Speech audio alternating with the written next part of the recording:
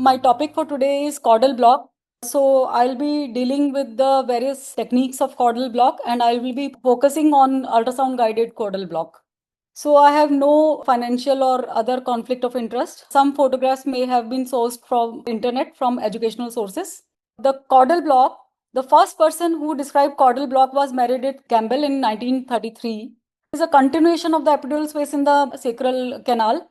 It is a sacral portion of the epidural space. So it is basically a access to the epidural space through the sacral hiatus, but it is basically a epidural space. It remains the most popular pediatric regional anesthesia technique despite the advent of so many ultrasound guided blocks in our armamentarium. It still remains the staple block for the pediatric anesthesiologist because of the versatility it provides. From thorax to lower limbs, you can provide analgesia using this route. To majority of the surgeries, we can provide good post-operative analgesia. Why it is so popular? Because it is a very simple block and it is very easy to learn. It is very easily adaptable to ambulatory anesthesia practice. It can be easily given to patients who are daycare, and majority of the pediatric surgeries, they are ambulatory kind of surgeries nowadays. It can be used for catheter insertion even up to thoracic levels, and that is how we can even provide continuous postoperative analgesia. And the anatomy is very easy to identify, and ultrasound has definitely been a boon even for caudal block. So sacral hiatus is a basically inverted V-shaped hiatus. It is a aperture between, basically it is formed by the incomplete fusion of the lack of the fusion of generally the fifth but often the fourth vertebral arch. So basically these are the lamina which are fused in the midline as spinous processes. So there is a lack of fusion of these at this sacral hiatus level of the fifth and many times the fourth vertebral arches of the sacral S4 and 5. And it is laterally bounded by the two sacral cornuae, and it is covered by the sacrococcygeal membrane. So this is how we access the caudal space. So what is important in anatomy is to know that there are two posterior-superior iliac spine, and these two posterior-superior iliac spine, they form a equilateral triangle with the sacral hiatus. And what is the volume of the sacral canal? It is on an average of around 14 ml, but it varies from 9.5 to 26 ml. So what are the contents of sacral canal? Sacral and coccygeal nerves along with their dorsal root ganglion, they are contained in the sacral canal. And the terminal part of the dural sac, at birth it ends at S3, and as the child grows it can be anywhere between S1 and S3, and the terminal part of the pia mater, which is covering the spinal cord, it continues as filum terminale and it exits the sacral space, sacral hiatus, and attaches at the dorsal aspect of the coccyx. And also there are loose vertebral venous plexus and loose fatty tissue. This fatty tissue, it stays loose till almost around 9 to 12 years of age. And that is why there is an excellent spread of the drug injected at the sacral hiatus level, and it can spread almost till the mid-thoracic level in infants. Before we go on to the intricacies of the caudal block, we need to know some basic difference which are there in anatomical differences and the implications. So children, as we all know, are not mini adults. So there are certain differences. Dural sac at birth, it ends at S3, S4, whereas in adults, it ends at S2. So there is an increased chance of dural puncture through the sacral root also. Why? Because as I told you that the sacral hiatus is a gap due to lack of fusion in the vertebral arches of the S4 and often S4 and S5 vertebral arches. As we enter the apex, there will be only a some millimeter of gap between the dural sac and the sacral hiatus, because it is also ending at the birth at around S3, S4. We can accidentally land into the dural sac, which is very common, especially in preterm and term neonates, if we enter too much inside. So it is recommended that we enter only 2 to 3 millimeter, not more than that. And what can happen? There will be intrathecal injection, and we should always check for CSF reflex. So what will happen? There can be a total spinal, and that has been reported with caudal block also. Vertebra and bones are cartilaginous, so sacrum can be easily penetrated with sharp needles. There is a danger of trauma and infection of the sacral ossification nuclei. So we should avoid long beveled needles and we should use blunt and short beveled needles instead. And we should not apply excessive force. And if we encounter resistance, we should stop. Once we enter the sacral canal, it should feel like we are entering an empty space. That should be the feel. And if there is a resistance, we should stop. Then the next difference is that there is a lack of fusion of the sacral vertebrae, and the implication is that there is a persistent sacral intervertebral spaces. So as the child grows, the sacral intervertebral spaces they fuse. So sacrum becomes a one continuous bone, and the sacral intervertebral approach is not possible. However, in younger children, younger infants, the sacral intervertebral approach is also very much possible, like the lumbar and thoracic epidural. So that approach is also possible. Then as the child grows, there is a change in axis of coccyx and there is an absence of hiatus growth. So sacral hiatus is becomes smaller with increasing age, thereby increasing the difficulty. Increased fluidity, as I told you that the fat is fluid as the child is young, the fat is fluid and local can easily diffuse up to 6 to 7 years. So the caudal spread remains excellent till 6 to 7 years of age. Now there is a decreased myelination in children, so easier penetration of local anesthetic. So onset is much faster and even dilute local anesthetic are as effective. So we do not need to use concentrated local anesthetic, which will have a increased risk of local anesthetic toxicity. Then there is a loose attachment of the myelin sheaths and there will be an increased spread along the nerve paths. So the drug injected at one side can leak along the spinal nerves to a faraway area. Then enzymatic maturity is very local anesthetic metabolism remains slow because of the hepatic and renal immaturity. And there is a continuous accumulation if we are using a continuous infusion. Then plasma proteins are low, so there is increased free fraction. And cardiac output and heart rate are high, so there is an increased local perfusion and systemic reabsorption. So there is a shorter duration of block and increased efficacy of epinephrine. Sympathetic immaturity leads to hemodynamic stability in this population, which is the advantage of neuraxial block in this population. So vasopressors are generally not needed with in neuraxial blocks, and the children they remain very, very stable even with intrathecal block. So what are the indications for caudal block? Any surgery below umbilicus is very well covered even till 12 to 14 years. And then we can use Threadina catheter and use it even for thoracic procedures in infants. Then it has also been reported as a sole anesthetic for preterm infants less than 60 weeks using a single shot or catheter technique. So that provides a excellent stability as well as safety for these children because GA is very risky and there is an increased risk of apnea. So what are the contraindications? There are major malformations of sacrum, meningomyelocele, spina bifida, then meningitis, intracranial hypertension, local infection. So these basically are very rare, so the contraindication are very minimal. Dose of local anesthetic, we need to be aware that according to Bromage, who mentioned that anesthetic dose requirements are generally 0.1 ml per segment per year of age.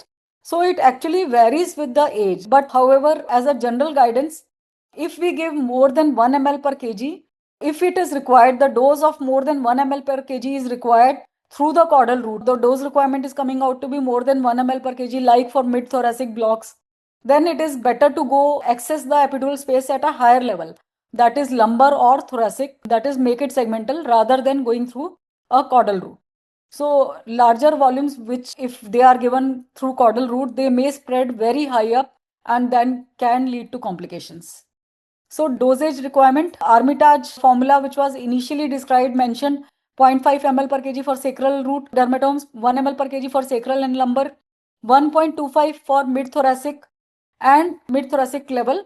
However, later on, this volume was studied and it was mentioned that it decreases the intracranial flow velocities and it is not very safe to use.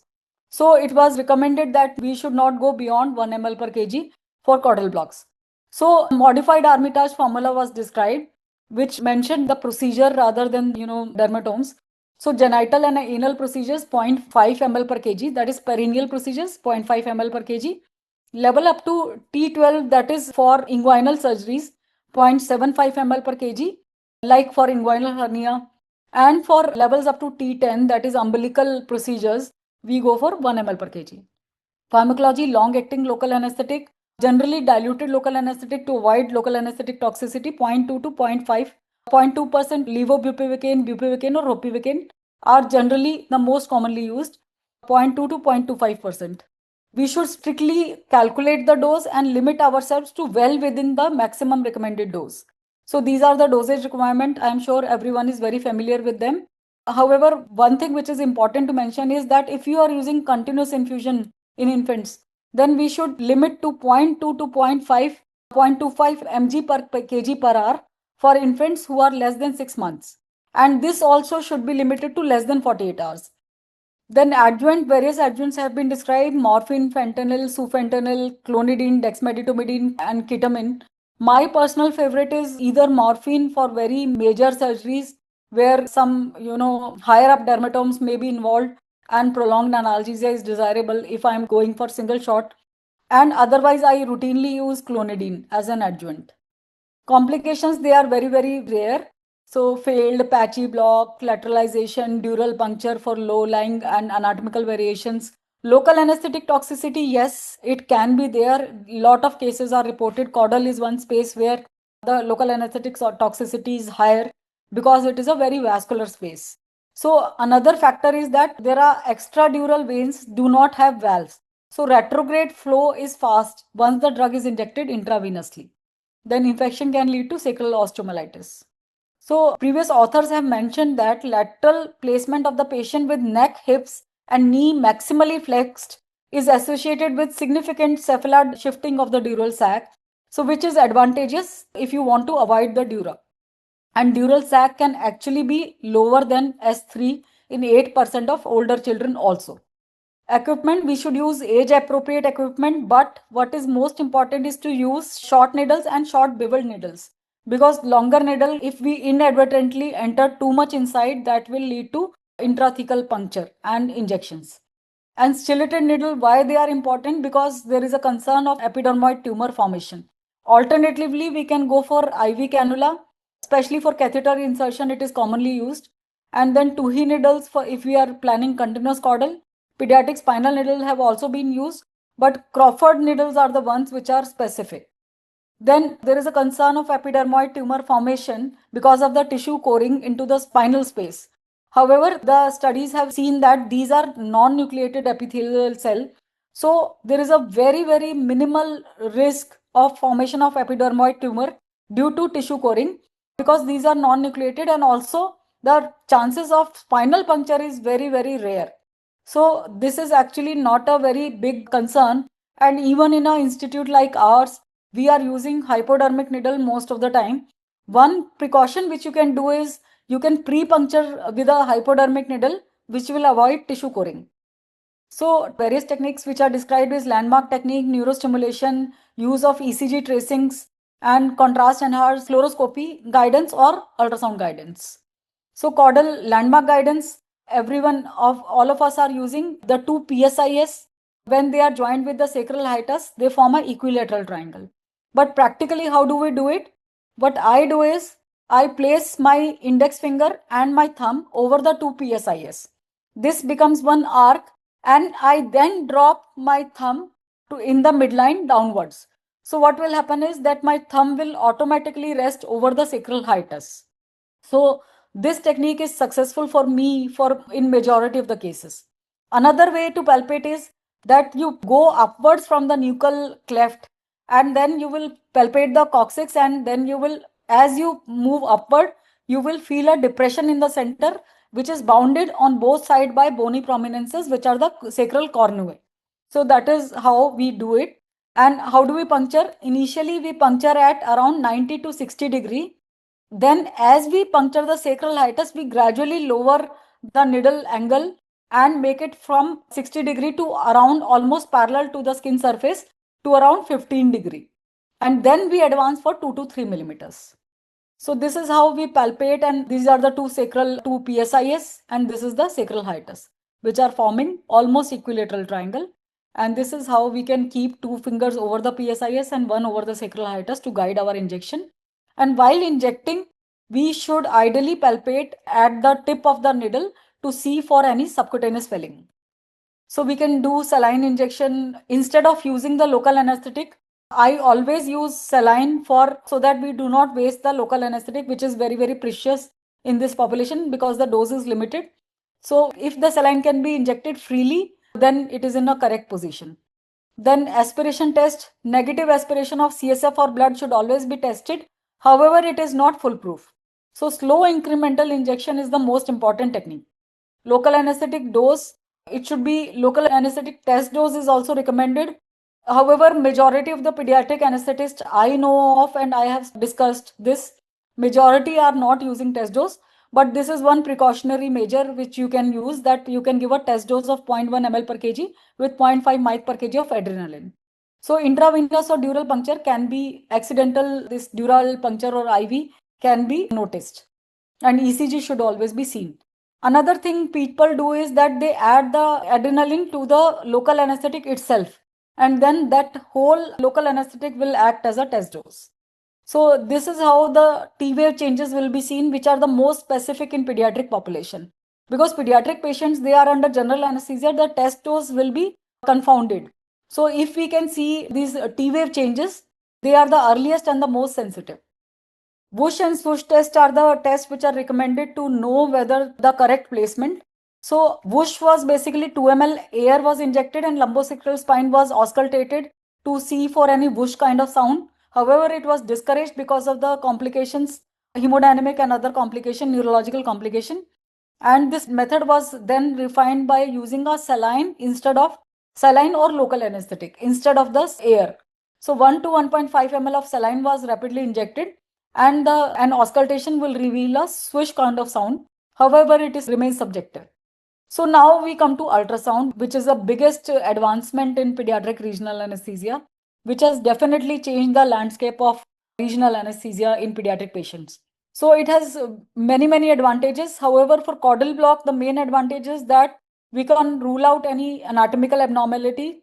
In fact, once I located meningomyelocele in the caudal space by using ultrasound. So these kind of things, and sometimes there is a low placed dura. Many a times, in fact, I have seen the full sacral canal filled with the dural sac, and the sacral hiatus, just below the sacral hiatus, there was a dural sac. So that kind of thing, if we find, then we can modify our approach.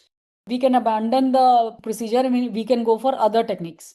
So ultrasonography, there are no special requirements. We just need a ultrasonography machine and it is relatively a easy procedure to do. We should always at all times use sterility, and we should always definitely use ultrasound to at least screen.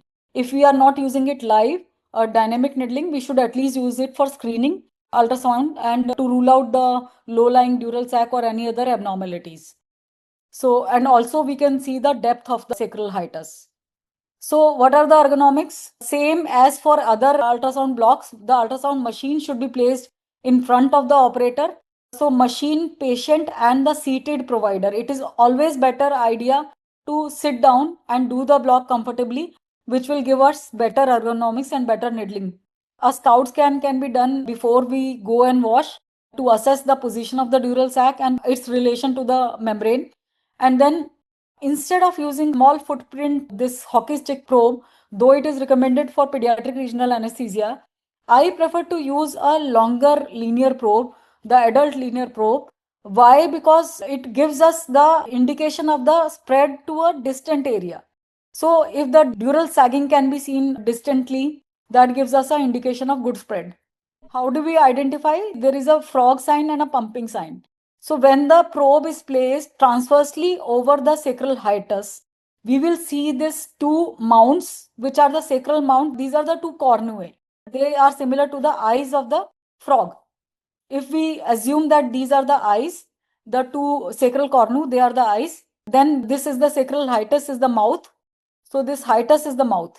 This is the membrane which we have to puncture and we have to go.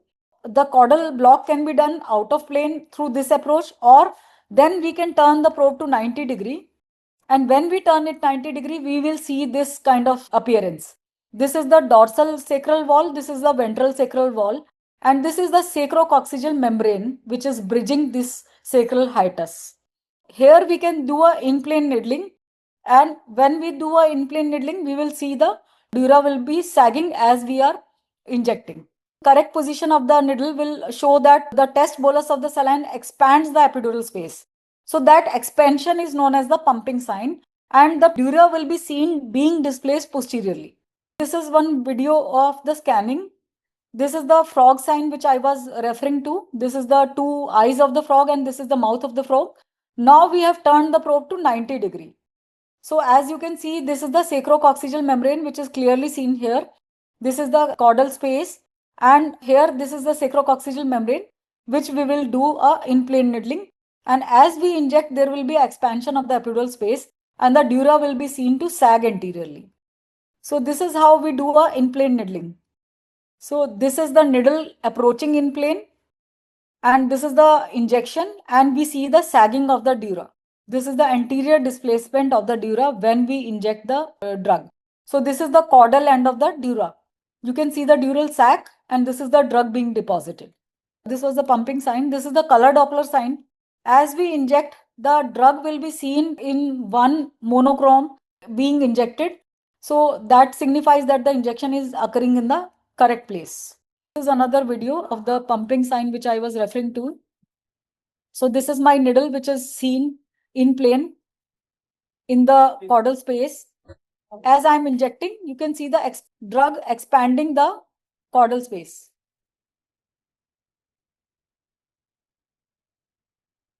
Here, if you can notice, this is the drug which has created a hypoechoic halo here. So this is expanding the caudal space, and yes, now we can see, and there will be a sagging of the dural space. So here you can see the color sign, the color Doppler sign. So this is a predominant monochrome color. So here you can see the drug which has expanded the dural space, and here you can see this dural displacement anteriorly. This is the curtain sign which is known as curtain sign. To see the dural sagging clearly, what you can do is you place the probe over the lower lumbar area, basically one hand cephala to your point of needle insertion. At that point, you place the probe transversely and you locate the spinal cord and the dura in transverse section. So this is the spinous process, this is the transverse process, and this is the lumbar spinal cord in a transverse section. And here you can see the drug deposited and you can see the dura is pushed anteriorly. So this is the curtain sign. So now there are other techniques. This is described by Sui. This is an electrostimulation technique. A 22 gauge insulated needle is placed in the caudal space and we elicit the electrical stimulation. Basically, what is the most commonly seen is the anal contraction.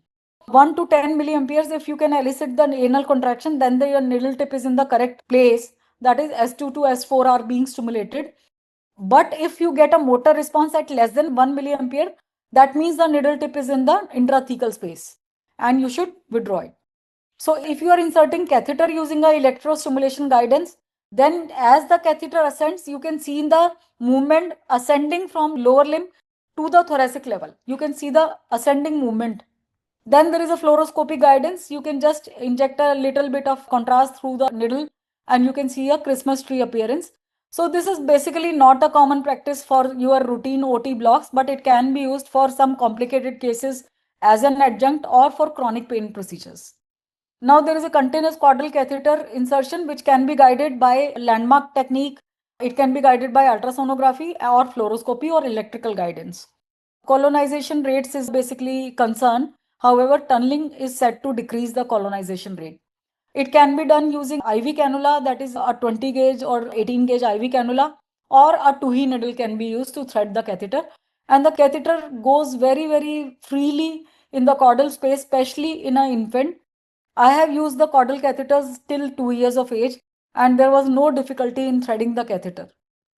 This is another video of continuous caudal catheter insertion. So this is a in-plane needling. This is a in-plane view. This is a Tuhi needle which has been advanced. I hope you can appreciate the movement of the catheter which is being threaded. The drug has been injected and now this epidural space has been expanded and now we are inserting the catheter which is going freely. Then another technique is ECG guidance. It is said that the point where the tip of the catheter is, there is a special catheter which can give you ECG signals. So the QRS complexes captured at that time point will match the thoracic ECG signals if your tip is there. Use ultrasound to screen patients who have cutaneous markers of spinal dysraphism, like your patients with some spina bifida and all. Then saline test dose should be used, and because it is safe if injected intravascularly, and it will not waste your precious local anesthetic because the dose is limited. And neonates, you should always use dilute local anesthetic. As I said that neonates, the infant children, they have less myelinated nerves and the penetration is very fast, and even low concentration give you as a higher concentration. So there is no need to go for 0.5% or 0.375%, even 0.25%. So we can achieve the same effect by 0.125% or 0.25%. So points to ponder are that caudal block remains the commonest block still used in children. It is one of the commonly used landmark block which has still stood the test of time despite the advent of ultrasound. However, ultrasound will always be helpful as a screening tool or as a real-time guidance which improves the safety and success of the block. Then dosage should be carefully limited to less than 50% of minimum. And we should always choose the most appropriate equipment. We should always try to provide the best possible analgesia for these vulnerable patients, which definitely improves their outcomes if they are pain free. Thank you very much.